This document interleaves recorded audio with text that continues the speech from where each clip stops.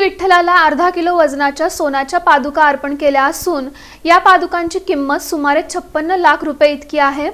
प्रमुख सणांच्या दिवशी या सोन्याच्या पादुकांमध्ये श्री विठ्ठलाचे दर्शन भाविकांना घेता येणार आहे। आषाढी यात्रेचा सोहळा सुरू झाला असून श्री विठ्ठल रुक्मिणीचे दर्शन आजपासून 24 तास खुले करण्यात आले आहे। याच पार्श्वभूमीवर अहिल्यानगर येथील एका भाविकाने मोठ्या श्रद्धेने आपले नाव न सांगण्याच्या अटीवर श्री विठ्ठलाला अर्धा किलो वजनाच्या सोन्याच्या पादुका अर्पण केल्या आहेत। या पादुकांची किंमत सुमारे 56 लाख रुपये असून आता प्रमुख सणांच्या दिवशी या सोन्याच्या पादुकांमध्ये श्री विठ्ठलाचे दर्शन अख्ख्या महाराष्ट्रातील भाविकांना घेता येणार आहे। आषाढी यात्रेच्या पार्श्वभूमीवर श्री विठ्ठल रुक्मिणी मंदिरात भक्तिभावाचे वातावरण निर्माण झाले आहे। आजपासून श्री विठ्ठल आणि माता रुक्मिणीचे दर्शन भाविकांसाठी 24 तास खुले करण्यात आले आहे। अशा पवित्र वातावरणात अहिल्यानगर येथील एका भाविकाने आपले नाव गोपनीय ठेवण्याच्या अटीवर श्री विठ्ठलाच्या चरणी मोठ्या भक्तिभावाने अर्धा किलो वजनाच्या सोन्याच्या पादुका अर्पण केल्या आहेत। या सोन्याच्या पादुकांची अंदाजे किंमत 56 लाख रुपये असून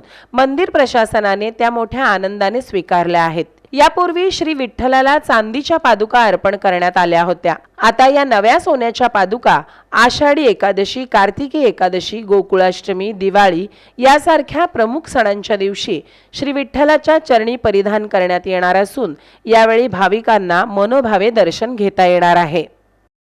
ही विठ्ठलाच्या चरणी सेवा रुजू करायची आहे, त्यामुळे जवळपास अर्धा किलो सोन्याच्या पादुका आज त्यांनी श्री विठ्ठलाच्या चरणाला अर्पण केलेले आहेत।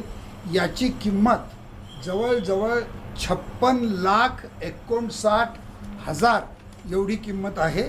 या ज्या पादुका आहेत, आपण ज्यावेळेस सण असेल, वार असेल, महत्त्वाचा दिवस असेल, ज्यावेळेस आपण देवाला दागिने अर्पण करतो, त्या दिवशी श्रीच्या चरणाला आपण रोज ह्या पादुका लावणार आहोत। यापूर्वी चांदीच्या पादुकाला आपल्याला परवानगी आहे, त्यामुळे सोन्याच्या पादुकाला आपण त्यांच्याकडून वेगळी परवानगी ही घेतलेली नाही आणि त्यांची परवानगी निश्चितच आहे।